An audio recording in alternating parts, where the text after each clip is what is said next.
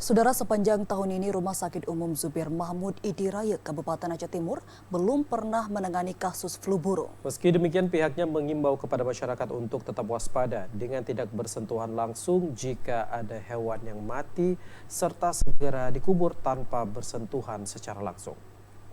Kasus flu burung terhadap manusia kembali terjadi di sejumlah negara luar seperti Kamboja hingga menyebabkan kasus meninggal dunia. Akan tetapi berdasarkan data yang dimiliki oleh Rumah Sakit Umum Zubir Mahmud, pihaknya belum pernah menangani kasus flu burung.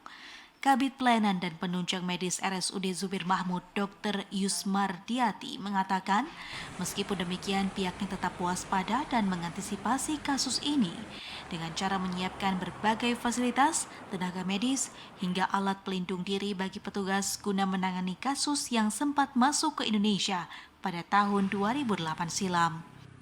Kita sudah menyiapkan bagaimana penata laksanaan jika ada kasus, yaitu menyiapkan fasilitas dan juga tenaga kesehatan, dan juga kita menyiapkan mungkin kebutuhan di laboratorium.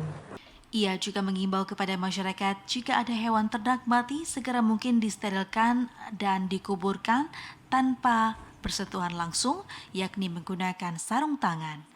Dari Aceh Timur, Said Maulana, TVRI melaporkan.